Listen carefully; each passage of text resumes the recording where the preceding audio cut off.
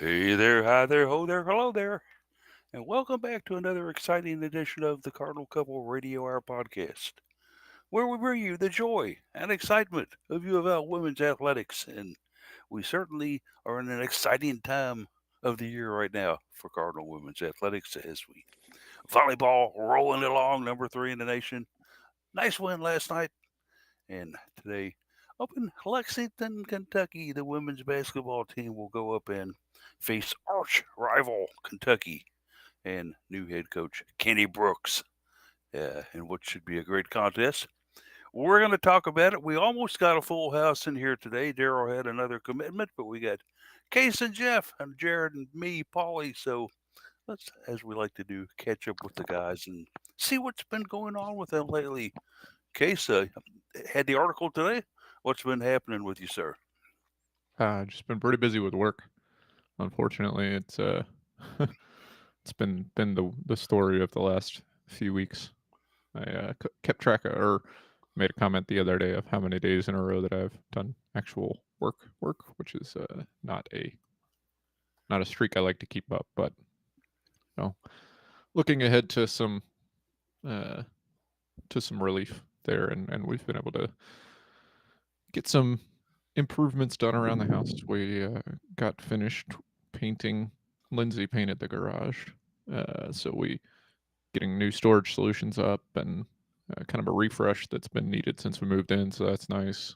Got some custom doors put on our built-ins in our living room. So looking forward to finishing up the rest of the customization on the bottom there. That got hung up a little bit because the friend who has the woodworking side business had a baby, so slowing down that situation. But yeah, looking forward to finally getting to some of the refreshes we've been wanting to do, and since we moved in and getting that going. So that's The been pretty joys much of it. homemaking.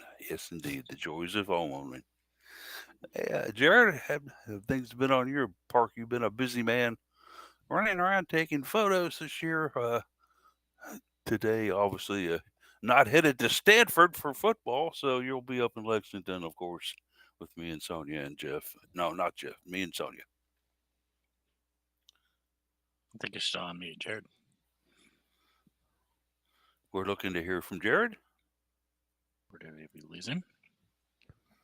I am assuming he's gone then. Very well. We'll let him recover and we'll go Lost to you. Yeah, lost I his just audio. saw It looked like. Yeah. just saw him disappear there. So we'll go to you next, Jeff. All right. I think I'm back now. Yeah, there we are. We had Okay, some go ahead, Jared. the mute button. I clicked unmute, and the button said I was unmuted, and the audio just disappeared. But it's been a busy, odd week. No power at work for most of the day Thursday. So backup generators allowed us to do very minimal work. And then yesterday, lost power at home for a while. Ours blinked yesterday morning. It was really weird. But I've got no idea what the LG&E is doing right now. Because it's not like we're overloading the grid at 55-degree weather. Obviously, LG&E has no idea what they're doing either, if that's the case. Dealing with random buildings in the city blowing up? Oh, sorry. Too soon? I don't think LG&E's too worried about that. Yeah, well, they probably have to deal with something related to it. But yeah, it's a pretty blue weekend with volleyball against Duke yesterday, basketball against Kentucky today, volleyball against UNC tomorrow. So it is blue. Not a blue fan, but I get to go to Lexington twice in the next, 14 days with women's basketball today and football in a couple weeks. Yeah, the game is a sellout up there. Yeah, well, moving it back to Memorial, you lose a lot of seating. But I guess they got tired of so much red in Rupp Arena the last couple of visits. It makes me wonder the reasoning behind it. I am sure that they could probably stick another 4,000 or 5,000 into this contest if they were to have it at Rupp. But also, you just invested tens of millions of dollars in your Memorial Coliseum. I guess it would be nice to showcase it. Yeah, it wasn't that much. But carry on. The point is, not tens of millions though. Not tens of millions, a couple million. Yeah. The thing about it is, okay, that's fine. You did all that. And that's wonderful. You can play 12 other home games there. Why not put this one to where people want to play? you know, even the players just said we'd like to play them in Rupp, but we're not going to be able to.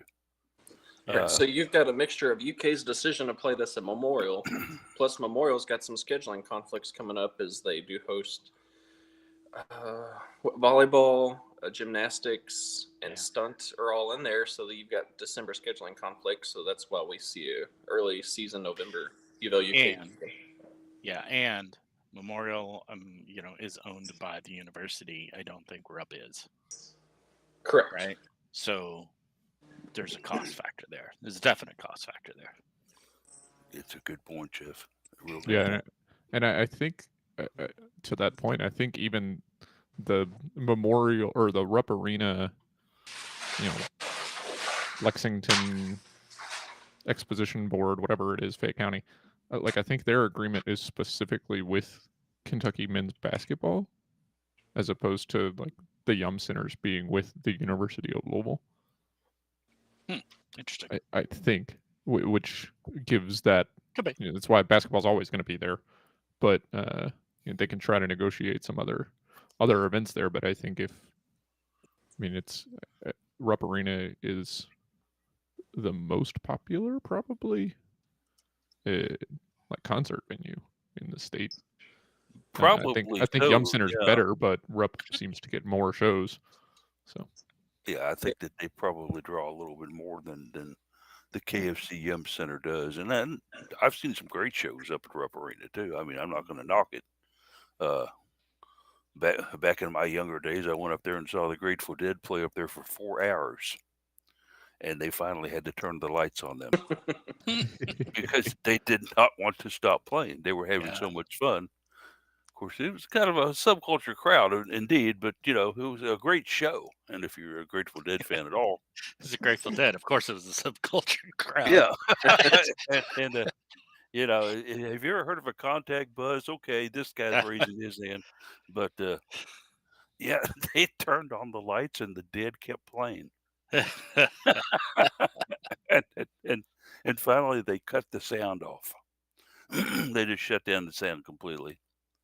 And the band just kind of looked around, bewildered a little bit, and then waved goodbye and walked off the stage. Like, oh, okay. Hey, did we already end up in Cincinnati? Well, while we're on the topic of arenas, Jeff and I did get some postseason volleyball news yesterday. Slightly Jeff, disappointing. Yeah, so it turns out we've been talking about, and I've been talking about it because I was under this impression that postseason volleyball for UofL, as long as they get that top 4 seeding, which it looks like they're in a good shape to do right now, that it would all be at the KFC Yum Center. And it turns out that's not true. The regional rounds, the 3rd and 4th rounds, will not be there. They will be at Freedom Hall. And we were like, what's going on with that? Turns out something's already scheduled there. Commencement is scheduled for that weekend at the KFC Yum Center. And, we were talking with one of the facilities people last night. He says, the optics of kicking commencement out of the KFC Yum Center to play volleyball, not great. So, they just kind of went with that. They're like, okay, well, we could do it at Freedom Hall. Now, just we'll point out that doing it at Freedom Hall is not as much of a challenge this year as it was a couple of years ago when we did it there, played Georgia Tech in Florida, because Bellarmine is no longer playing there. So it's a little more available this time of year than it was the last time we had to do that. So Bellarmine doesn't play at Freedom Hall now? They moved back to Knights Hall. I thought it wasn't big enough. Did they renovate? I thought it wasn't big enough to host D1 games. Good question. Don't think there's actually any requirement on size. I think they just wanted the bigger. But now that they've had a couple of years that are maybe not quite as good as they had starting out, the lights shone brighter than they expected. Yeah, that's kind of the case there. Maybe. Except not in Freedom Hall because they're not very bright. Well, actually, the new they improved it. They improved it. Very nice. Yeah. We had a wonderful time when we played them in basketball there last time. I was one of 3 people on a 20-seat media row, and they they they treated me like I was royalty. Escorted me back to the media room afterward to talk to the coaches, and I was one of 4 people in there interviewing the coaches. It was just wonderful. It's like my own personal setting with them. Are we sure that escort wasn't just to make sure Crazy Man gets out of the arena in one piece? Well, it's a wonder that they didn't let me turn left and go to the media room instead of showing me straight out of the facility and going straight. Like, Mr. Sykes, you just wait out here, okay? They'll come get you in an hour.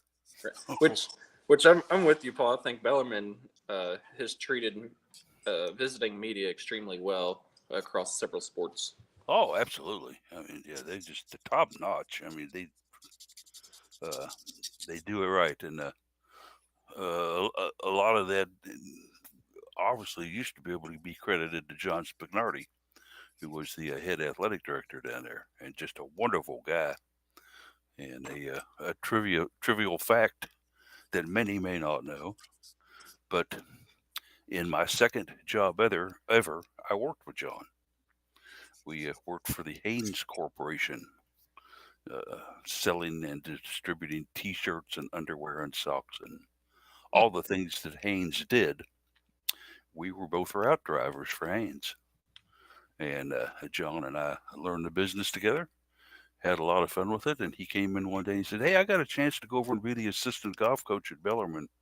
I think I'm going to leave this thing." Well, look where he was now, athletic director. But anyway, great guy. But beside the fact, hey, we're not here to talk about past friends and stuff like that. We're here to talk women's sports, by golly. So let's get with it. Last night, of course, the Dukies were in town. Come to the Jeff's got a funny sideline on that.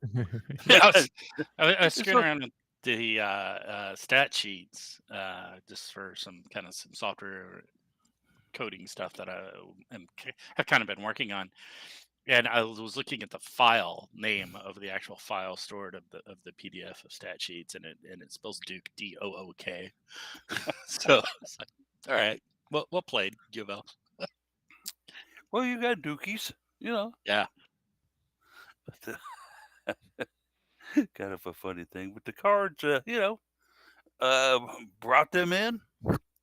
Said thanks for showing up. Here's your $12 food voucher, and have a great time. Louisville winning its 25-13, 25-16, and 25-10. Their 11th sweep overall, 5th straight conference sweep. And it was pretty much Jeff strictly one-sided, would you say, sir? Yeah, it was. This was a pretty lopsided affair. Even in the first set, through about 10 points, it was the score was pretty close. But I was watching the match, going, "Wow, Louisville's really in control of that." Then I looked at the scoreboard and said, "Well, okay, maybe not quite so much." But then they really kind of kicked it into gear and closed out the first set. And then the next two were just not even from the beginning. They were just Louisville was in control and in charge. So.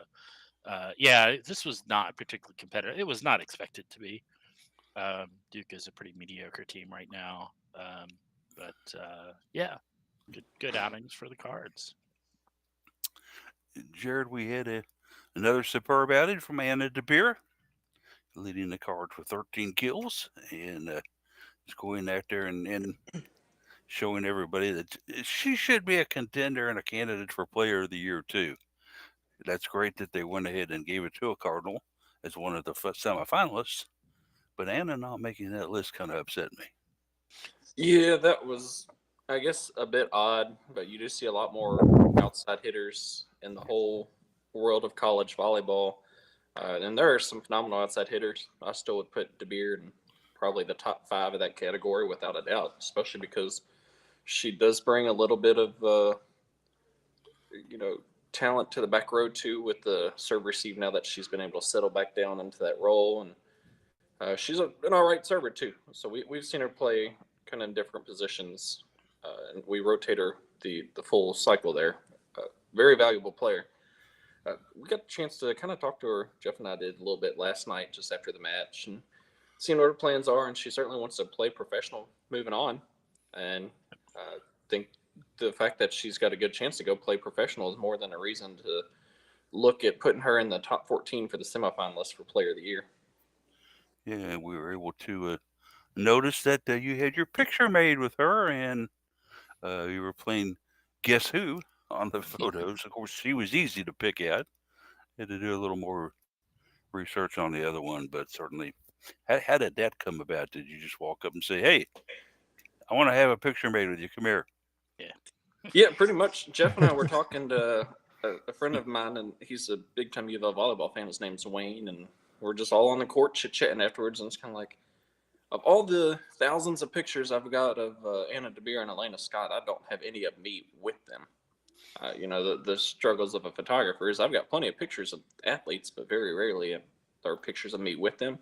So kind of one of those, hey, Wayne, I'll take a picture of you with them if you return the favor. And so very nice. Both the young ladies are very down to earth, easy to talk to. I've been able to get along with them for their full careers, which really makes senior day not going to be fun tomorrow because I'm of some of the volleyball classes. This is probably one of the closest I've been to since the days of Katie George, Roxanne McVeigh, Maggie DeYoung, Tess Clark. So not looking forward to senior day tomorrow. It's going to be a tough one, Jeff. It's going to be emotional for sure. Yeah. But Jared Case had to write up on this today and did a fine job with it. If you've had a chance to read his article, and Case just kind of talk about this first set a little bit. Louisville was, kind of struggling maybe a little bit early with them, but finally was able to forge ahead to a 9-7 lead. And then all of a sudden, it goes from there to 12-9. And then all of a sudden the Cards just said, we're tired of playing with you, and we're going to take off and win this thing big. And they took off after that. Yeah, I don't know if I consider it struggling, just that they couldn't really get out of the gate maybe as much as they expected. I mentioned in the article, Duke led for exactly 1 point in this match. They won the first point of the third set, and that was it. So the first set, Louisville just kind of waking up. Duke got a block, two. Sorry, Duke got 2 blocks in those first 10 points that they scored. And, they only got 3 blocks for the whole match. So Louisville was just kind of getting into their own. I wasn't really. I'm surprised by how badly they beat Duke. I mean, like Jeff mentioned, Duke's not really up right now, but 5-7, I think they were 5-9 something in conference play, and then not very good in overall. But this was a resounding beatdown. 13, 16, 10 is that 10 is brutal for Duke, who had the match tied or had the set tied at 3, and then Louisville went on a 18-5 run. So that's unpleasant. Once Louisville kind of settled in, it was it was all over. But the crying for Duke, I think. So, like you mentioned, they invited him in, showed them some hospitality, and then said, "Have fun in South Bend." Yeah, and to go back to Anna DeBeer, competitive up there though. Could be, could be. UNC only managed to beat them 3-1. Yeah. Going back to Anna DeBeer, not just the emotional situation tomorrow with it being senior day, all that she's gone through, being a local product and having to fight back from some injuries. Her accomplishments are significant. She's the 4th player in UofL history to record 1,000 career kills and 1,000 career digs. So, I think when she sets that on a night where she leads the entire match in kills and she ties for the entire match lead in digs, you talk about not being on the list of Player of the Year candidates, and it's kind of like, she's almost a victim of her own success, that her expectations are so high that when she's having a good season, it's not it's not necessarily viewed as a great a season as it could be by somebody else. So And Jared, one thing that about this match that really impressed me a lot too is that Duke was at a point where they were having to take timeouts pretty early in these matches because they just simply were at wits' end on how to stop Louisville, and then not only Louisville's attack but Louisville's defense. Uh, if the Cards can continue to play like this, uh, they have the big one coming up. Jared Pitt's coming here this time. In Yeah, third minutes. I think all eyes are on revenge factor. Excuse me. That's a big rivalry. You took Pitt down to the wire in 5 sets. Up at Pitt, you come home and you play at home or play on a neutral site. I think it's a different result, probably 9 times out of 10. Pitt's a phenomenal team, loads of talent. They certainly have plenty of reason to have 3 players in the running for National Player of the Year, and I think all 3 of them make strong cases. So I don't want to discredit them at all. I just think that Louisville is gels better and plays united a little bit more, in my opinion. Both teams are quite talented. You can't overlook North Carolina tomorrow, who was kind of in the top 25 there for a little bit. I think with Virginia Tech next weekend, Virginia's kind of flirted with the receiving votes category. And then you've got on Black Friday, Stanford. And I think that Stanford rematch could also help be a deciding factor for your top 4 national seeds when the tournament rolls around. Because that's on their court, too. So I'm definitely all eyes on Pitt, and I've already told my in-laws that when we're down there in South Carolina for Thanksgiving that they can do whatever they want Wednesday night, but my rear end is going to be watching this match. That's priority for me at that time. That's a good match. But as we showed last night, even when the opposing team wants to cheat, we can still wipe the floor with them. Which there is kind of, I don't know if they showed that on TV or online last night, but one of the boards that the team has, the players wrote "cheaters never win" there towards the end and kind of held it up towards Duke. And Jeff, I kind of heard a little bit of that story, but I think you know a little better than I do. Yeah, I got the story after the game, after the match. It was apparently one of the Duke assistant coaches, I think, was what I heard, came by the UofL bench and picked up one of the scouting reports that UofL had written up for playing against Duke, and took it back to their bench and was looking it over, which is just kind of a crappy move. So, yeah, uncool, but as this person was a player, I'll say that, said, it's not like it helped them. We just played our game.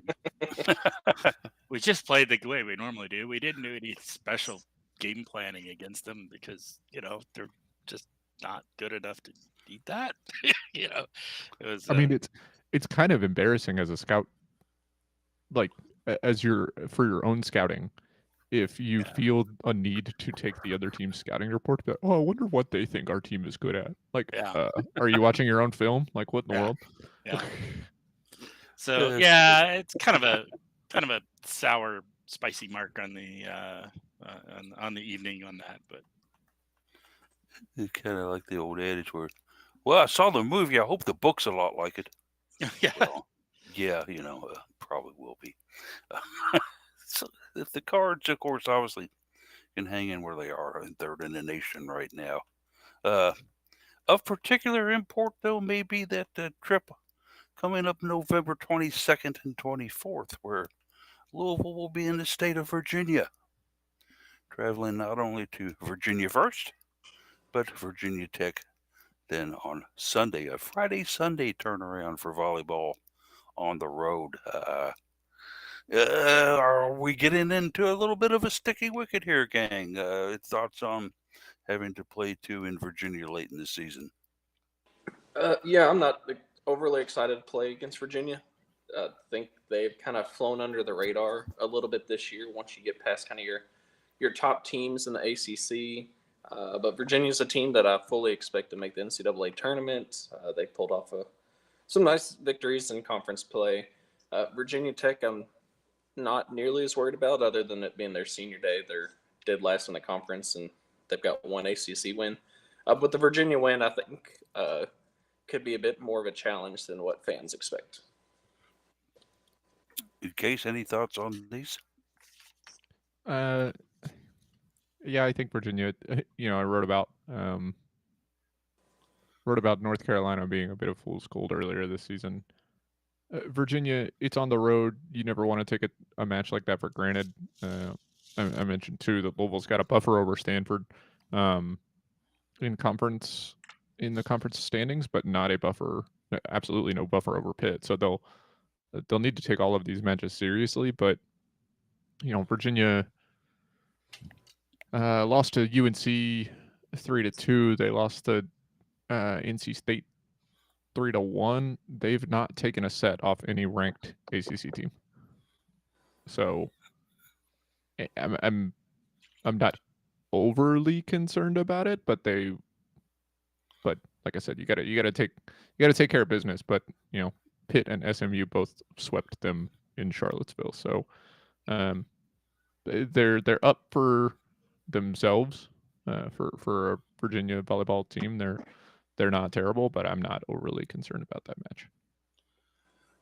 As volleyball moves along, and we'll kind of end up our coverage on them here with, I'm going to ask you guys a question, and you may have to think about it a little bit, but if there was one player that they just came along and said, you can't play the rest of the year, we're sorry, there's problems with your transcript or something like that, who would be the one that you would hate to see the most not be able to step on the court again for the Cards? Elena Scott.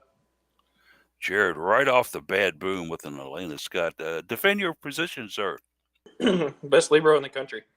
She so well-rounded in all aspects of the game. She's one of the few players on this UofL roster that career-wise has more service aces than service errors. Strong server. Obviously, we've seen what she can do as a defensive specialist and laying everything out on the line, pancaking, just incredible saves and digs that you don't expect most players to ever get. And then with her serving background, she kind of works as a third server on the court for us sometimes. And I mean, she's put that ball right where the outside hitters have needed it before. So, I mean, without her, she covers 99% of the court. Without her, that number goes way down and we lose a big step. The Mercy girls is mighty talented, aren't they, Jared? Oh, yeah. We're very fortunate to have her. If we could get her back for a fifth year, that'd be amazing. Jeff, your thoughts on that? Is Jared on the right path here? I'm gonna go a different direction. I'm gonna say Nails Cabello, however you say it. You don't simply replace Elena Scott. I will agree with Jared on that. If we were to replace her, almost certainly the Libero jersey would go to Camden Strand. We would lose something in the transition, but we would be fine with Camden Strand as Libero, I think. If you lose Naelis, you lose the 6'2", and you lose what I perceive to be the better of our two setters in that 6'2". If we lost Ellie Glock, I think we shift to a 5-1 with Naelis running it, and we're okay. I think if we lose Naelis, then you're going to switch to a 5-1 with Ellie, and it's just going to be a little more struggle there. It's just, I don't think she's quite as on top of it as Naelis is. Nay is a freshman, and she still makes some freshman mistakes occasionally, but I think she's more valuable to the team there. Okay, two guys and two different answers so far. Are you going to be a tiebreaker case, or are you going to go in the third direction? Yeah, I was kind of thinking similar to Jeff. We have actually seen Camden Strand wearing the Libero jersey this season. Elena Scott got a night off a few matches ago, and so I think it would hurt significantly, right? I mean, you are losing a team leader if she had to step away. You're losing, like Jared said, the best libero in the country. Parentheses, arguably, if anybody is listening that would care. Any Nebraska fans? Yeah, right. Sure, throw them a bone. but uh, but you lose. To Jeff's point, you lose not just a player, if Cabello had to go out, but you lose a strategy and a formation that you've been playing for the whole season. So it's impacting everybody, which would be quite bad. I do think that there's something to be said about the impact of losing a team leader. But I still think that any impact on court that would come from if you lost an Anna DeBeer or an Elena Scott, I think the team would kind of rally to say, well, we're going to play for whoever, similar to when DeBeer went out with injury, when Melanie McHenry went out with injury. You recover and rally around that. So I think that Cabello would probably be. It would be between Clock and Cabello, but I will defer to Jeff for which would be the more impactful setter to lose. So I'd say Cabello. No, I do think we will switch to a 5-1 next year with Cabello running that. Really? Because Clock's back next year still. I know. I think Danny switches back to 5-1 next year and tries to utilize what she can with outside hitters and middles. Yeah. Now there is. I actually agree with you, but probably not because of the setter position, but because of the right side position. We lose Sofia Maldonado Diaz. She's only with us for this year. So unless one of these, we've got a freshman coming in that just signed that's a right side. So unless she really shines, or unless we get somebody out of the transfer portal that can run right side really well, again, I do agree with you. I think we probably switch back to a 5-1, but not because of the setter role, but because of the right side role. That's rough, losing 3 outside hitters to graduation. Yeah, on the left side, I think we're okay. Is that where Robbins is playing? No, Robin's playing right side. Robbins played the same position Iko did last year, so she's rotating with Sophia this year. Yeah. But, on the left side, okay, we're losing Anna and Charity, but, Peyton Peterson has been playing well. She's there. Ava Utterback has been redshirting. She looks pretty good when I saw her play in the spring. So I think we're going to be okay at the left side. Maybe bring in a transfer player here or there to bolster that, as those are both those two are true freshmen this year. So give them maybe another year of development. But I think we're okay. At that position too, right? No, Untied's a DS. Oh. Unteed. It's Unteed. Is how Unteed? Oh, yeah. Wow. Yeah. Well, sorry, Sam, for being absolutely wrong about everything about you. Yeah. So Sam's more of a serving specialist, and then a little bit of a DS. Yeah. She's gonna replace Camden. Because Camden's gonna move into Elena Scott's role. That's basically what you're saying. Yeah, unless something crazy happens in the offseason in that spot. Yeah, but yeah. Sure. And with my lack compared to you guys of basic volleyball knowledge, but still a lover of players and what they do for a team, my own personal unbiased opinion on this here is Anna DeBeer is the heart and the soul of this team. If she gets knocked out for any reason at all, I think this team struggles and staggers for a while without not only her leadership and presence, but her ability on the court. How many times have you seen her just come up with one of these big cross-court slams on somebody where they were just stood there and watched the ball bounce into their feet and off into the stands? She is incredible at what she can do. And if you lose that, I think her more than anybody else on that team, the loss of her would be not a good thing for Louisville volleyball. But you guys have made great arguments on the other players. And as you mentioned, okay, there's other hitters on that side too that can step in there and do the role. She's going to graduate. She'll be gone. But losing her at this point of the season right now, I think would be pretty catastrophic for Louisville in some ways. It would be tough. If we lose Anna and you put Peyton Peterson in that role, you're losing some offensive prowess at this point. Peyton's great. She's got 7 freaking rings from Iowa, but she's a true freshman. She's still got some development to do. But so yeah, we absolutely would lose some offensive production for sure, and some defensive capabilities if we lost Anna. So I don't think you've got some pretty good arguments there, Paul. And Would you could say possibly it'll be Peyton's place in a couple of years? That's horrible. I'm sorry. But yeah, Are you saying Peyton or Peyton? Peyton. Yeah. Peyton Manning? now, one argument to go in your favor there, Paul, is if you ever look at timeouts, especially a not good timeout by Danny, it's usually DeBeer that's front and center Oh yelling. yeah, at the team. she is. Actually, yeah. Typically, Danny doesn't say anything in the timeout, and Dan Meskey usually kind of lets DeBeer do her part, and then he'll kind of come over and do a couple more analytical things from the coaching side that he's seeing. But yeah, it's usually Anna front and center that's chewing everybody out. To that point though, like, are you now the question becomes, Paul originally posed it as someone is declared academically ineligible, but that argument then Yeah, that would never happen. that argument then is saying like we've erased Anna DeBeer from like the team completely. Yeah, I think that's why I say, like, I compare it She to still somebody does. going down with injury. Like, they'd still be with the team. But that leadership aspect obviously matters, and you're going to lose a little bit of trust to be like, well, all of a sudden a fifth year senior is academically ineligible. Like, what happened there? But I don't think you would lose. I mean, she's still going to be fiery, and still gonna lead the team in that instance. It's an interesting hypothetical though.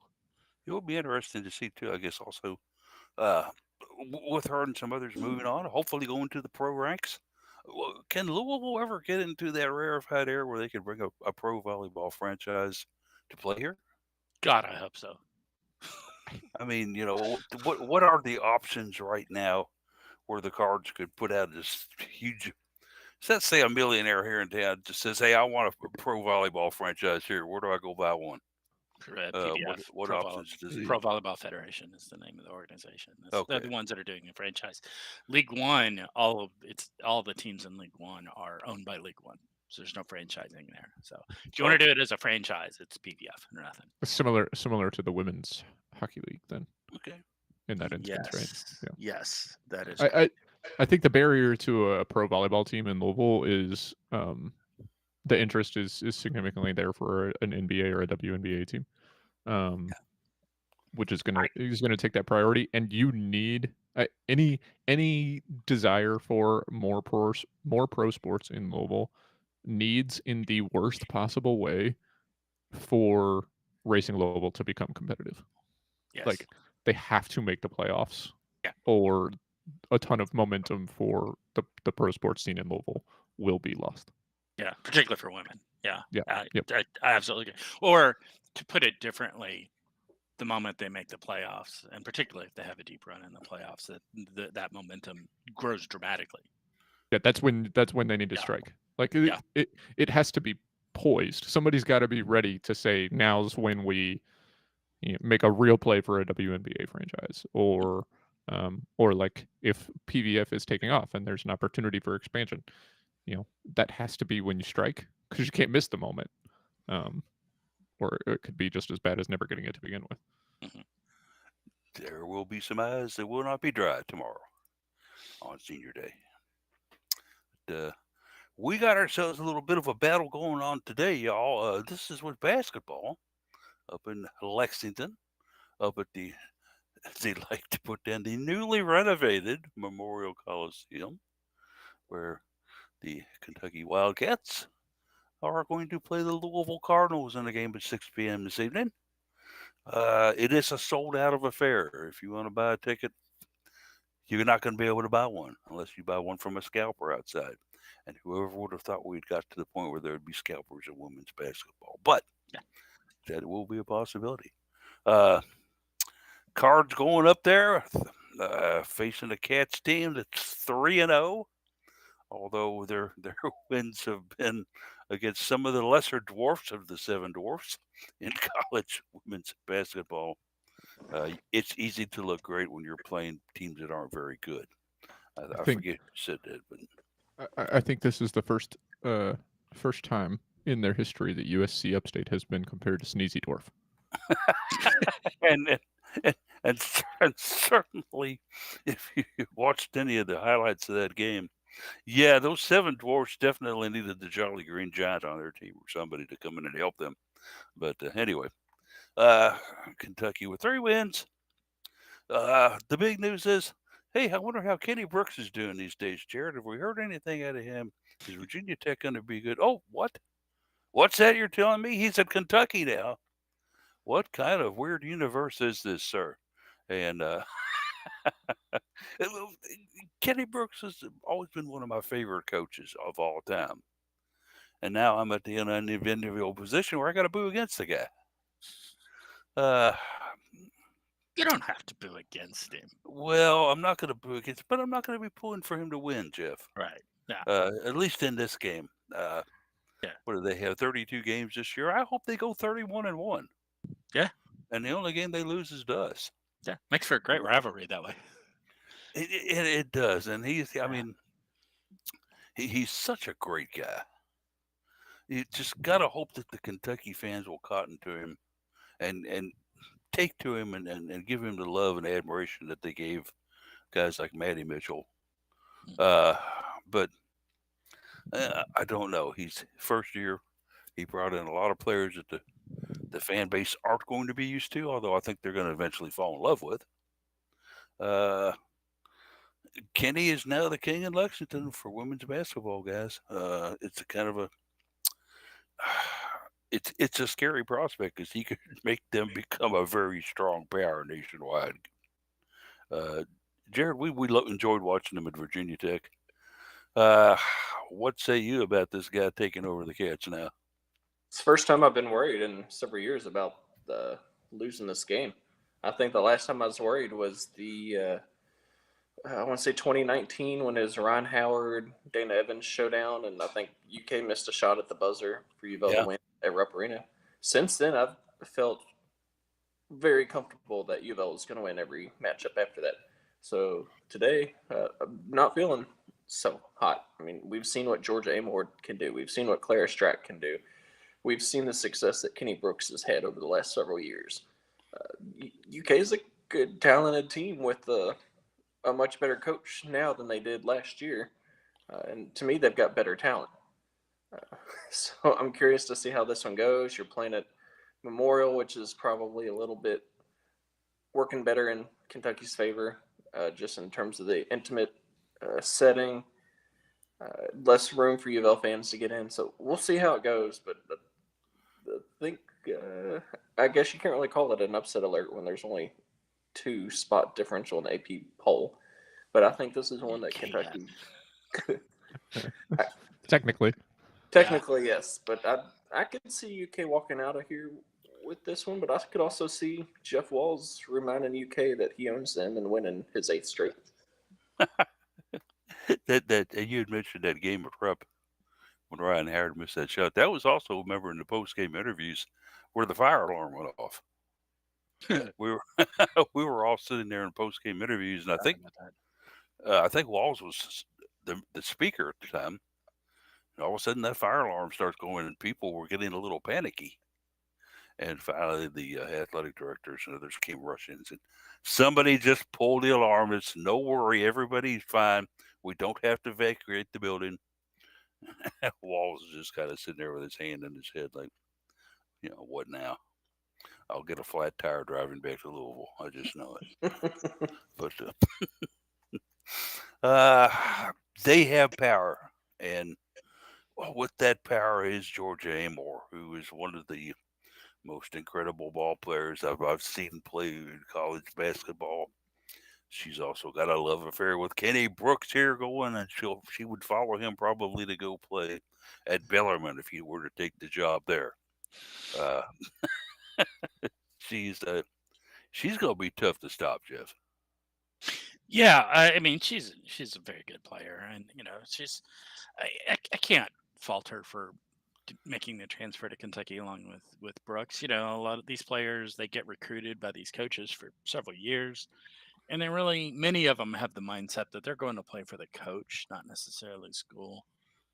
So yeah, Brooks makes a change, so she pops her name in the portal to go with him. I can't fault her for that. Um, it does, provide an ongoing challenge. I mean, we're going to play against her anyway because we were in conference with her, but uh, it continues to provide that challenge to play against a really good player. I want to see how much of a team is going to be built around her. I think that says a lot. And ultimately, I think that's where Jeff Wells teams can really beat teams like that are built around a single player. I'm not sure we can do it right now. Such a young team. We're such a young team, but I think if you have a Georgia at the end of the season, you have Georgia A&M playing and not much of a team around her. I think we might be able to have a better shot at beating them then. In case this game is being played on the SEC Network Plus, is that kind of the punishment we get for playing on a football Saturday? I mean, it's football Saturday night. Like, what do we? Yikes. Yeah, you see similar. It's kind of once you move into the heart of basketball season, you kind of see a similar shuffling for volleyball. Yeah. If this match tomorrow against UNC was played before basketball season started, that's probably an ACC network match, not an ACC network extra. But the schedule just gets so full. And the good thing is that with more streaming availability, we can watch games like this. It's not that long ago that if tonight's game was on Saturday night, it's May not have radio been only. anywhere. Yeah. It's like radio or be there, be square. Like, so it's good that there is more availability. I think that this game is more exciting than potentially whatever the SEC network is going to air. But that is what it is. I think it is a little disappointing to have this match this game have gotten scheduled like it did. Going into the season, at the end of last season, I guess once it was seen that Kenny Brooks was going to take the Kentucky job, and Jeff Walz had kind of already established what his class was going to be, I think there was enough knowledge about these two teams to have made a more informed decision about the scheduling. I think 6 p.m. on a Saturday in the thick of college football season, with the expansion to the 12-team playoff in college football, and the idea that for a lot of programs, every game is a playoff game at this point.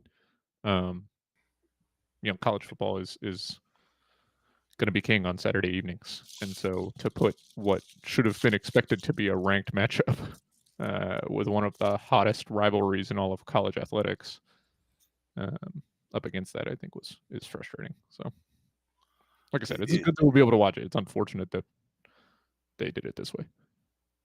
Yeah, it's just kind of a downer, but I think this game has been so huge in past years, and it's gotten network attention like ABC or CBS, and now it's delegated to an online type of thing and sold out too. Yeah, So. we should probably clarify for UofL fans that are maybe not familiar. The SEC Network Plus is the equivalent to the ACC Network Extra. So yeah, you can get it if you have a TV provider login through the ESPN apps on whatever platform you're on. It is also available as an ESPN Plus stream, I believe. So if you don't have a TV provider login, but you do subscribe to ESPN Plus, then I think you can get it that way as well. And it's actually kind of new that a TV login will get you the SEC Network Plus games. It used to, when SEC Network began, I think SEC Network Plus you could only get if you had ESPN Plus as an on the top package. It wasn't like ACC Network Extra. I don't recall that ever being the case, but maybe. I think. Yeah. go ahead. I don't. so angry at ESPN for making this such a crazy, confusing mess of these different packages and how they do it. I've even seen people on Volley Talk who are, they're big sports fans. They are engaged enough to, get involved with a, volleyball specific forum online. They get confused about it and don't know what's needed to get different ones. So it's like the ESPN has done a serious disservice to their customers uh, through messing this up and making it so confusing. So, Jared, let's play. You like to play Who Am I? When you get your pictures taken with various players. Let's pretend like you're Kenny Brooks right now, and you're talking to the team about getting ready to play Louisville. Who are you going to tell them that they need to worry about the most? Uh, well, I mean, you kind of look at some of your upperclassmen that you've already seen play in the past, in Olivia Cochran and Nyla Harris. Those are the players you're most familiar with. Olivia's a fifth year player, and Nyla's a junior, so you've got a lot more film that you can study with them. Uh, the freshmen, it's a little bit harder. We've only seen them play 3 games, so they may not really have their sea legs quite yet, so it's hard to gauge how good a freshman could be this season. Taj Roberts has shown some really bright spots in terms of her offensive output, especially her 3-point shooting. So I think you definitely guard her on the perimeter. But the rest, it's hard early season with new players because you just don't know what their capabilities are yet. So I think as Kenny Brooks, experienced coach, is we've got size down low. Let's shut down Cochran and Harris, out rebound them, block them, and force UofL to the perimeter and see if they can make threes or not. And it's kind of funny. In case I'll throw the same question at you, but I'll preface it by saying Jeff Walls was talking about Taj Roberts in his presser yesterday. And the one thing he said that really kind of just rang a bell with me, he said, the game goes a lot slower for Taj than it does the rest of our freshmen because she is more prepared and ready to handle the volatile nature of being a freshman playing in women's college basketball. She can roll with the punches. She doesn't get flustered if so many things are coming at her at one time. I love that statement about her, but if once again you're Kenny Brooks now, Case, who are you telling them to look out for? Yeah, it's tough. I think we've only seen Nyla Harris scratch the surface so far this season. She's a player that has the capability to take a game over, but the makeup of UK's team maybe works in their favor to defend her well. If we're Louisville fans, we're worried about Daz Lawrence, then Taj Roberts would worry me if I was a Kentucky fan. Lawrence is 50% from the floor, 7 of 12 from 3 so far this year. Taj Roberts is 51% from the floor and 8 of 18 from 3 so far this season. So she can shoot. She's not, to this point, been turning the ball over. But I think that if you're going to pressure, if they focus and key on Roberts, then they can both make it so that she can't get a good shot, and if you force her to make more passes, maybe you can force her into more turnovers. That's what the risk of having a freshman in a position that can be a real team leader is. But we've also seen plenty of freshmen or walls that don't have any issue taking that and running with it. So I think that they know what they're going to be up against with Cochran and Harris, but I think they match up well there. So if they were going to key, then I think it's Taj Roberts, and I think that Georgia Amore is probably going to be giving her some attention, which is not ideal. She's a pretty good defender. So. Yes, she is. All right, Jeff, you woke up this morning and looked in the mirror, and oh my God, all of a sudden you're Kenny Brooks. It'd be quite a shock. yeah. You're probably wondering, what am I doing in Louisville today? No. So you got to talk to your Wildcats about stopping these Cardinals. What's the players you're going to say? We got to do something about so and so. Yeah, I agree with Niall Harris being dangerous, and she hasn't quite really lit it off this year, like we know she's capable of. So she would be one. I would say, um, similarly, I think it with Elif is also kind of in that ballpark. But yeah, I think Olivia Cochran is the number one. She's the top of that scouting report almost without question. Um, Marissa Russell, maybe. Marissa Russell and Nyla, maybe 2, 3. Pick your order. Um, and then Elif is probably 4 in my mind. I'm going to kind of back that up a little bit by saying, yeah, if Marissa finds a 3 point line to her liking in Memorial Coliseum, look out, cats, because Yeah, she is she can drop them. she can put them right through the bottom of the net. Yeah. She sure can. Uh, well, okay, then as we kind of uh, before we get into final thoughts, let's do this. I'm going to play. Uh, we don't do predictions too much very often on this show anymore about stuff. Daryl hates them. She's not here today, so we're going to, with the remaining 4 of us, I'm going to ask you the team that wins this game, in your opinion, and give me an idea of what you think the score might be. And I'll give you guys a second to think about it. I'll start out. I'm going to say that the Cards go up there and win this thing in a hard fought, fairly defensive struggle. I'm thinking that Amore gets her points, but we do a good job on stopping the rest of the school from Lexington, and we win this thing 67-61. And I'm going to say that you all had talked about it a little bit earlier, but not a whole lot. The elf, Elif Istanbul, comes out and has a great game and hits double figures and is maybe somebody who helps kind of turn the tide against these Wildcats. She's a tough player from Europe who is ready for a battle like this, I do believe. My selection, the Cards, 67-61. Let's go to Jared next. Who you got, Jared, and by how many?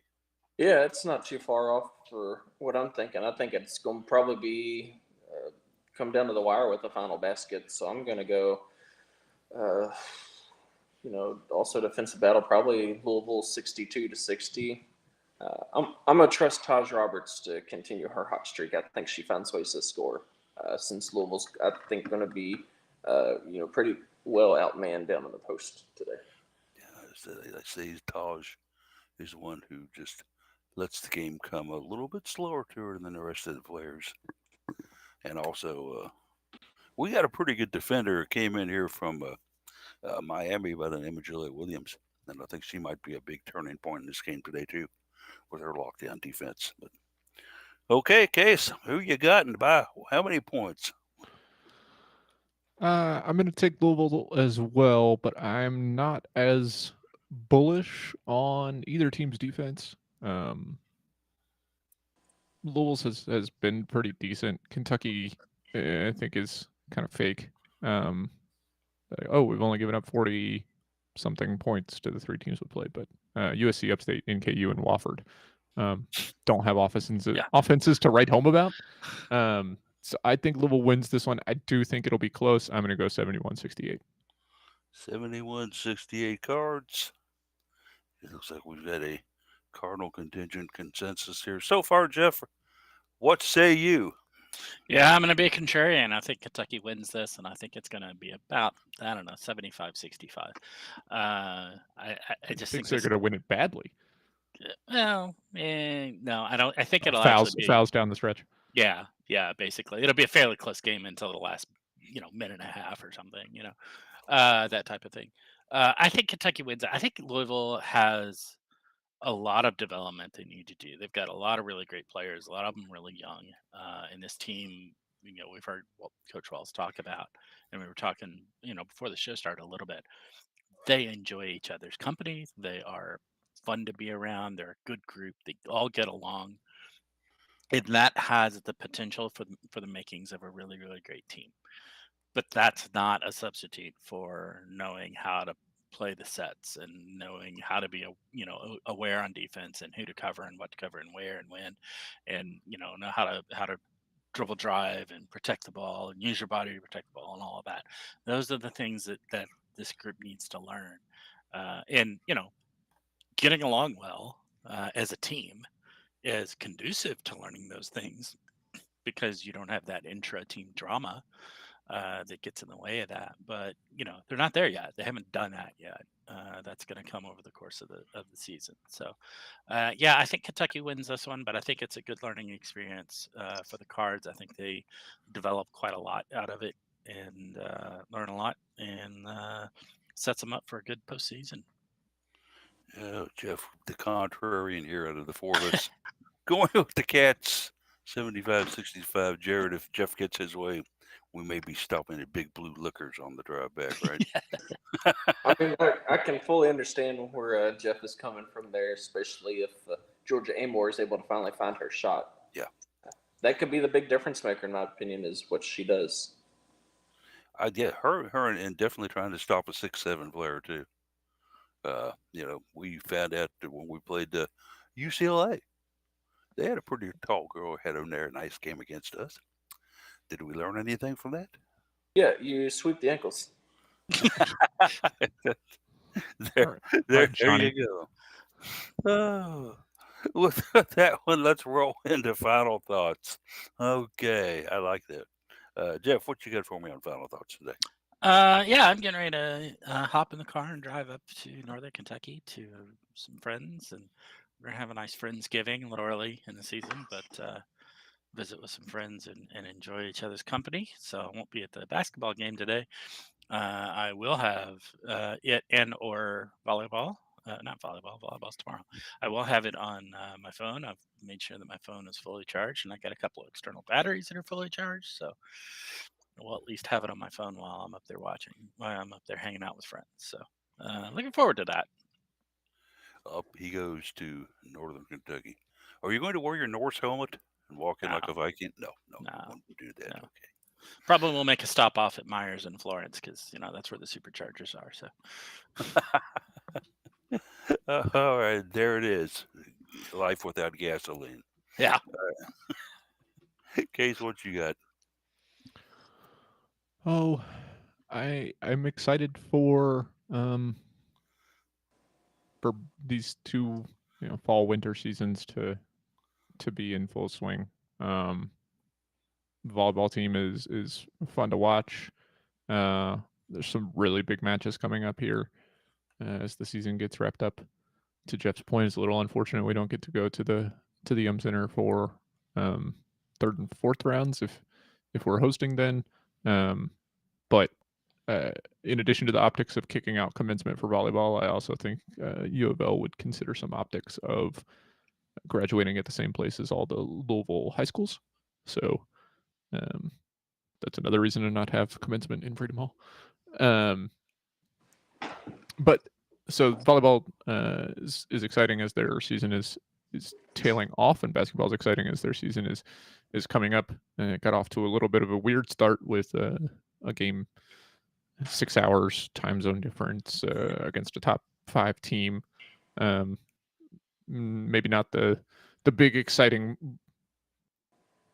welcome back to Louisville women's basketball that we hoped for, but then recovered with a decent win at home in the home opener, and I think leading into this Kentucky game, getting a true road game under their belts for, like we talked about, a very young team that still has a lot to learn. Having that true road game against UT Martin, even if they're not as competitive as they have been in years past, I think will go a long way towards tonight's game. Yeah. Next year opening in Germany. Yes. Yeah. We didn't even talk about it. Yeah. And then after that, it'll be on the moon. As we Just as long as we don't have to play on the aircraft carrier and have people so many soft tissue injuries from the wet floor. All of a sudden, waves coming over and knocking the ball and the players down. What have you got for me, Jared? We're 1-0 against blue teams this weekend so far. So let's finish 3-0 against blue teams. Yes, I like that thought a lot. Let's do it. And Just want to throw a shout out to Riley Penn, cross country runner for the Cards, as she came in 25th individually to gain all region honors. The first Cardinal to be able to get those honors since 2019. And Louisville's women's squad, usually kind of an afterthought in cross country, actually came out with their best finish in team standing since 2017, placing seventh as a unit of 187 points. And like Harry Lindsay used to tell me years ago, he loved to watch track and cross country events because it was one of the sole sports where you were pretty much just dependent on you, your body, and not dependent on how you handled a glove or a stick or how your right arm threw something toward a basket or knocked the ball over a net. It was simply you out there running, trying to be the best you could be. And so, congratulations to Riley. She's a graduate. We won't have her next year, unfortunately, but certainly a runner that has done something well in a program that obviously we don't give a lot of love to here because we don't talk about them very much. But we also like to see them do some good things. So, with that, let's hope good things happen later on today. And we're going to wish you all a very, very happy rest of the weekend. Have a good time. And as I forgot to say last week, but I'll say this week, go Cards.